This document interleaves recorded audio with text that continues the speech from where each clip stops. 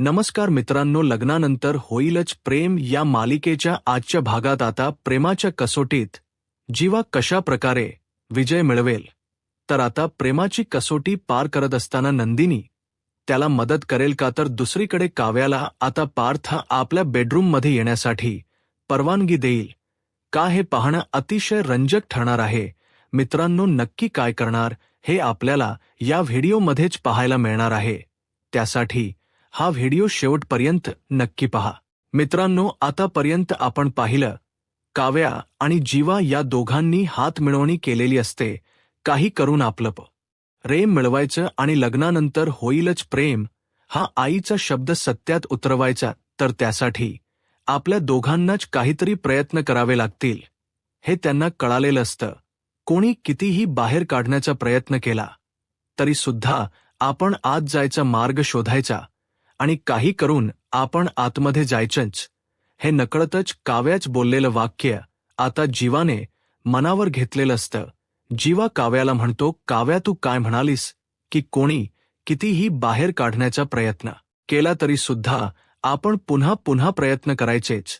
तर आता काव्या म्हणते, म्हणजे जीवा म्हणतो, हो, आपल्याला आता तेच करावं लागेल. जर आपल्याला आपलं प्रेम मिळवायचं असेल, आपल्या जोडीदाराला मिळवायचं असेल, तर आपल्याला आता ही अग्निपरीक्षा, ही कसोटी पार करावीच लागेल. आणि ठरल्याप्रमाणे आता जीवा नंदिनीच्या घरी जायचं ठरवतो. जीवा आपला निर्णय मानिनी ताईंना सांगतो आणि त्यानंतर पार्थलाही सांगतो. पार्थ जीवाला म्हणतो, मी तुझ्या सुखाच्या आड नाही येणार, परंतु तू आणि काव्या समोर असताना जर नंदिनीला त्रास झाला तर जीवा म्हणतो, नाही दादा, माझ्यामुळे किंवा काव्यामुळे आता तुम्हा कोणालाही त्रास होणार नाही. तर दुसरीकडे काव्या सुद्धा नंदिनीला म्हणते, ताई, आता मी आपल्या म्हणजेच माझ्या सासरी जायचं ठरवलं आहे. माझ्या आर्किटेक्ट बोकायला जर मला मिळवायचं असेल तर त्यासाठी मला तिथे जावंच लागेल. आता नंदिनीचा काव्याला पाठिंबा असतो तर नकळतपणे का होई ना देवी, आई समोर केलेली प्रार्थना आता खरी ठरलेली असते. काव्याला तिच्या वडिलांचे आशीर्वाद मिळालेले असतात. ते काव्याला म्हणतात, यशस्वी भाव, असं म्हणत तिच्या डोक्यावर हात ठेवून तिला आशीर्वाद दिलेले असतात. आता काव्याला 10 हत्तींच बळ आल्यासारखं झालेलं असतं. काव्या खुश होते आणि नंदिनीला म्हणते, ताई, आता अजून काय हव्य, काहीच नको, आता माझं मिशन पूर्ण होणारच, असं म्हणत काव्या देशमुखांच्या घरी परतलेली असते. आता काव्या घरी येणार हे कळाल्यानंतर मान्नी ताईंचा आनंद काही गगनात मावत नसतो. परंतु ज्यावेळी काव्या घरी येते त्यावेळी मात्र पार्थला काहीच कळत नसतं. तर दुसरीकडे पाहायला मिळतं, जीवा सुद्धा नंदिनीच्या घरी गेलेला असतो. येल्लो बॅगच्या मागे लपलेला जीवा ज्यावेळी आपला चेहरा दाखवतो त्यावेळी मात्र नंदिनीला धक्काच बसतो. नंदिनी म्हणते, तुम्ही इथे, जीवा तुम्ही इथे काय करताय. तर जीवा नंदिनीला म्हणतो, तूच माझा मितवा, तूच माझी रूम पार्टनर आणि तूच माझी लाईफ पार्टनर. आता नंदिनीला मात्र काहीच कळत नसतं. नंदिनी जीवाकडे पाहू लागते तर जीवा नंदिनीला म्हणतो, आता हा पसारेवाला त्याच्या चकाचक बाईला घरी घेऊनच जाणार. आता मात्र इकडे शारदाताई पाहतात तर जीवा आलेला असतो. शारदाताई जीवाचं स्वागत करतात, त्याला घरी घेतात आणि त्यानंतर त्याचा सागर संगीत पाहुणचारही करतात. परंतु त्याचवेळी आता तिथे नंदिनीचे वडील आलेले असतात. त्यांनी जीवाला पाहिल्यानंतर त्यांना ते सर्वक्षण आठवतात आणि त्यांचा राग अनावर होतो.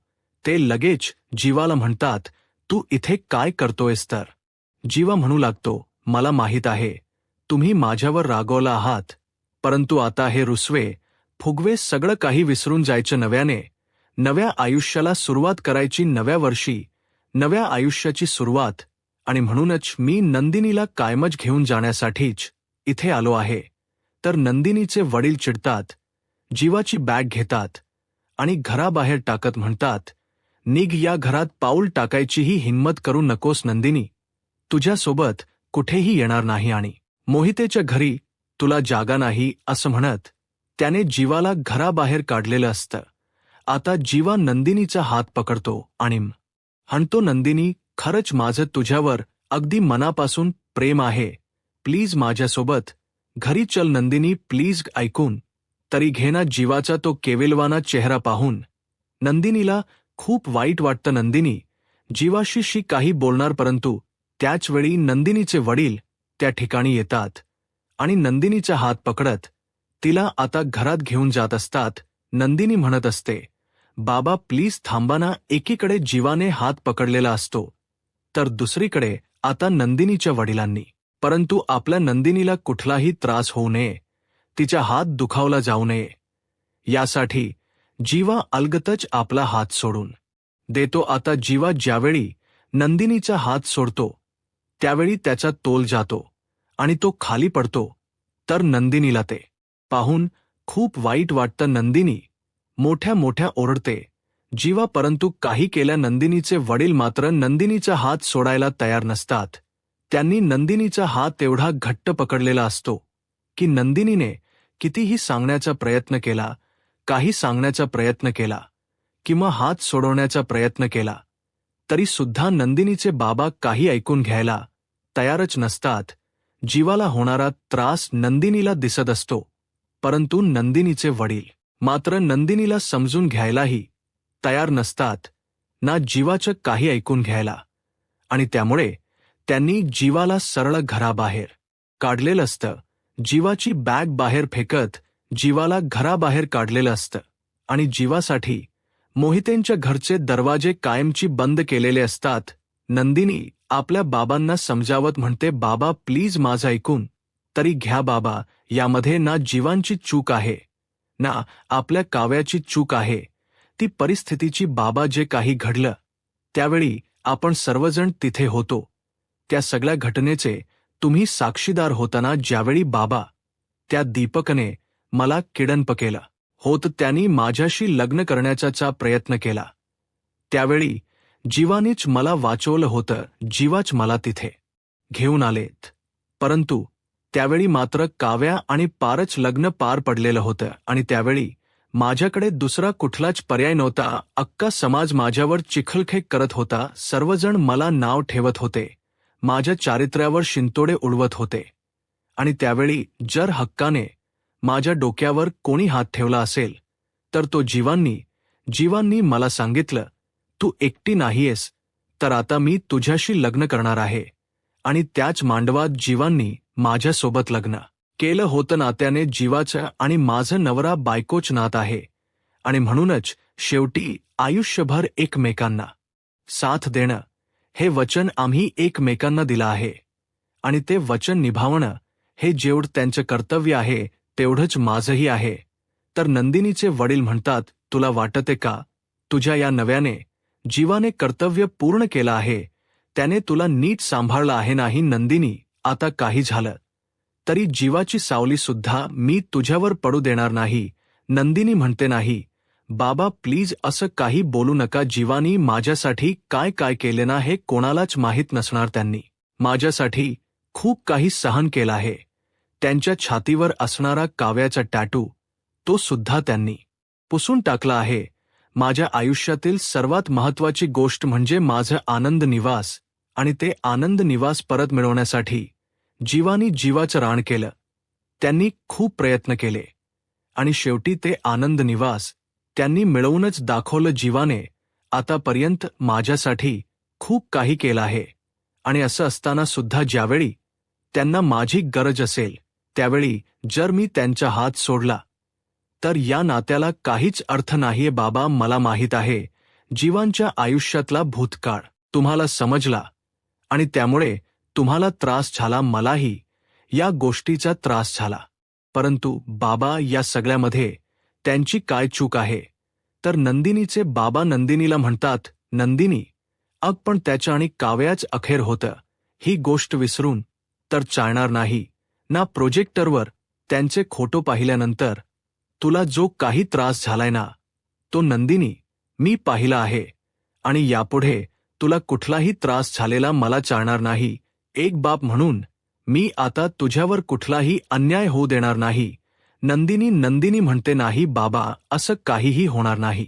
असं म्हणत आता जीवाने जे काही केलं ते योग्यच केलं होतं, कारण त्या क्षणी महत्त्वाचं होतं ते म्हणजे समाजाला तोंड देणं. समाजाने आपल्यावर तर चिखलखेक केली होती बाबा तुम्हाला तर तुमच्या फेटा काढून त्यांच्या पायाशी ठेवावा लागला होता आणि काहीही झालं तरी लग्नही व्हायलाच पाहिजे असं हट्ट धरून राहिले होते आणि त्यावेळी ना माझ्याकडे दुसरा पर्याय होता. माझ्या चारित्र्यावर शिंतोडे उडवले गेलेत.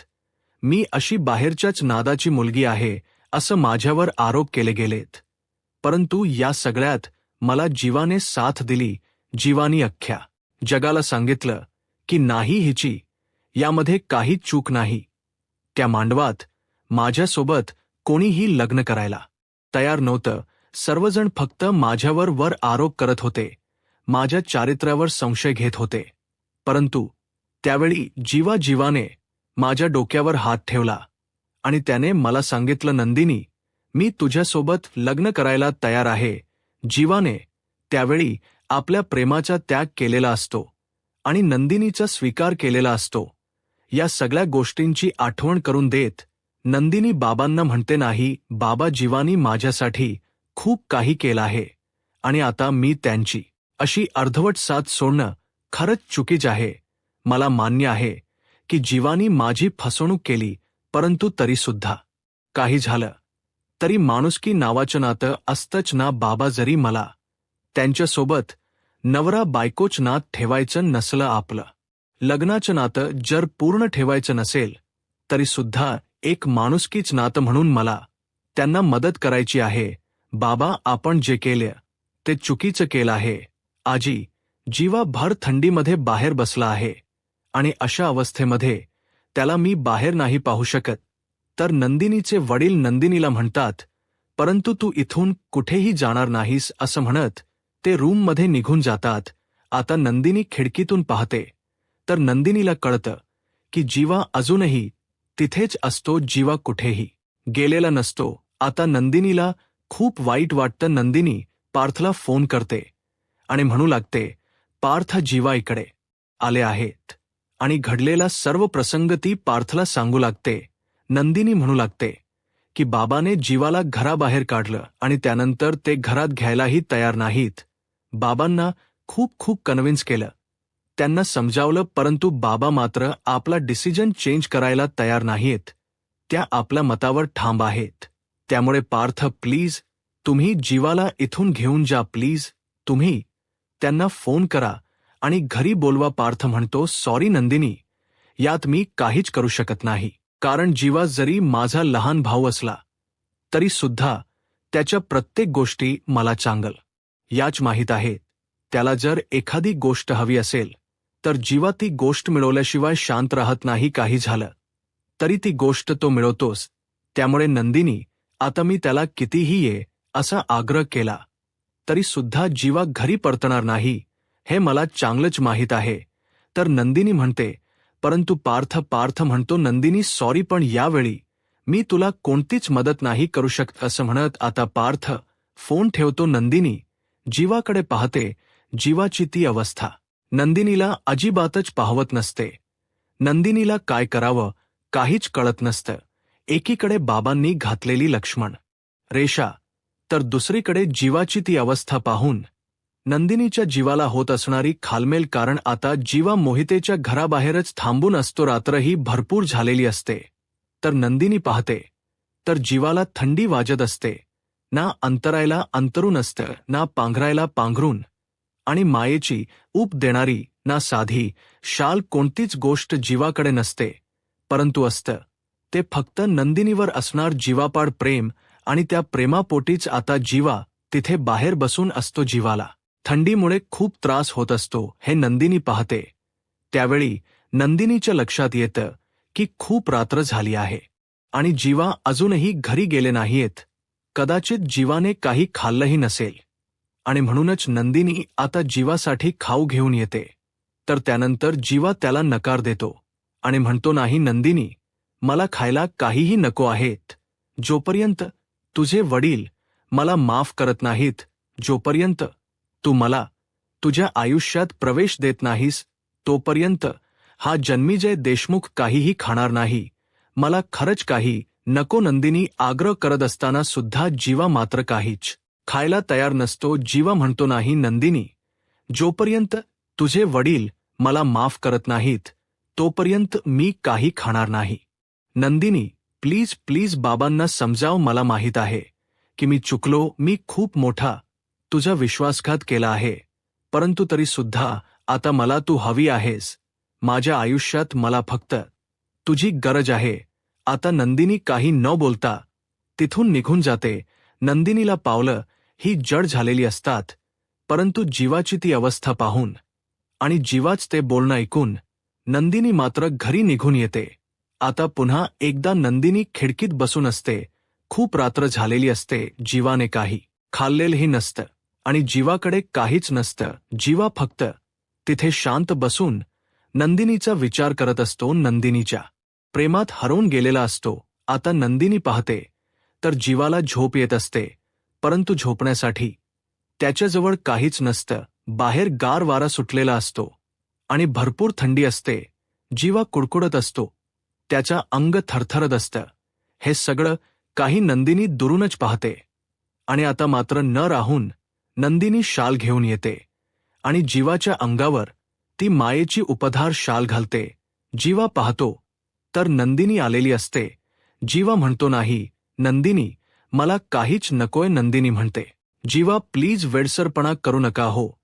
तुम्हाला कळते का, तुम्हाला थंडी वाजते आणि तरी सुद्धा तुम्ही म्हणताय की मला काहीच नकोय. जीवा, तुमच्या पोटातही काहीच नाहीये, तुम्ही काहीच खाल्लेलं नाहीये आणि तरी सुद्धा तुम्ही इथे असं थंडीमध्ये का राहत आहात. प्लीज जीवा, तुम्ही स्वतःला त्रास करून घेऊ नका.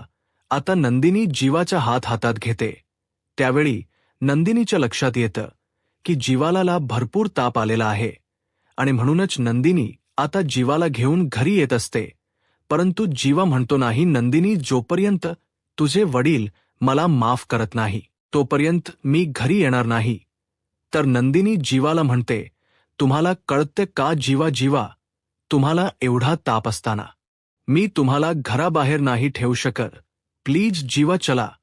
तर जीवा म्हणतो, नाही नंदिनी, जोपर्यंत मी तुझ्या वडिलांचा विश्वास जिंकत नाही, तुझं प्रेम मिळवत नाही, तोपर्यंत मी इथून कुठेही जाणार नाही. आता मात्र नंदिनी पूर्णपणे हातबल झालेली असते.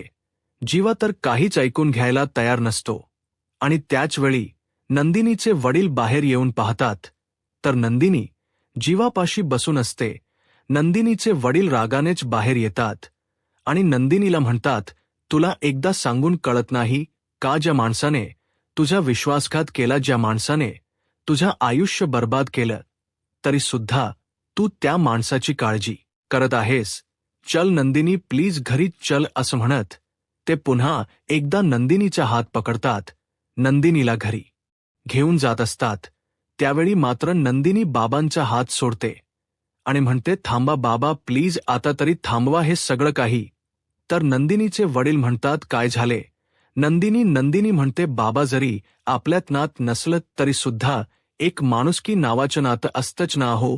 आज जीवा फक्त थंडीमध्ये बसले नाहीयेत, तर त्यांचं अंग तापाने फणफणत आहे आणि असं असताना मी माझ्या नव्याला असं बाहेर ठेवावं असं तुम्हाला कसं वाटू शकतं आणि मला माझ्या नव्याची काळजी नाही का वाटणार, नकळतच का होई ना. परंतु नंदिनीने जीवा आपला नवरा आहे हे मान्य केलेलं असतं आणि हाच शब्द जीवासाठी पुरेसा ठरतो. जीवाच्या चेहऱ्यावर एक छोटीशी स्माईल असते.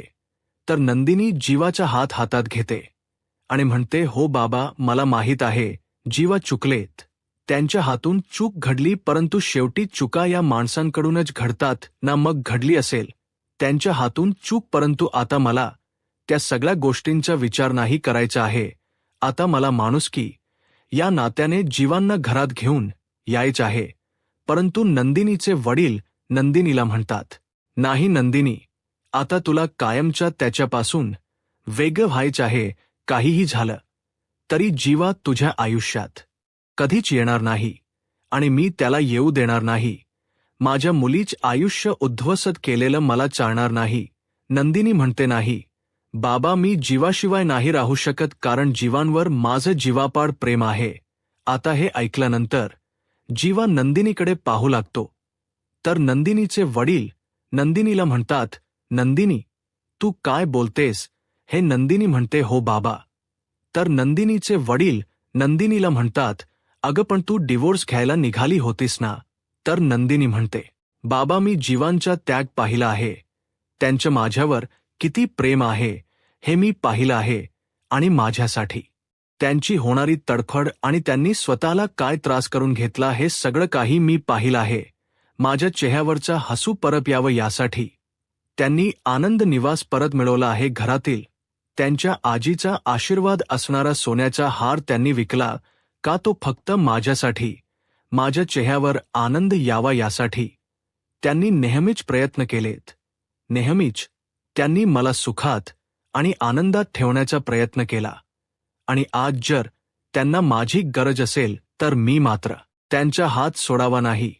बाबा, असं मी नाही करू शकत, कारण तुम्ही तसे माझ्यावर संस्कारच केले नाहीयेत. त्यामुळे बाबा सॉरी, परंतु आता मी जीवांची साथ नाही सोडणार. आता हे ऐकल्यानंतर नंदिनीच्या बाबांना धक्काच बसतो.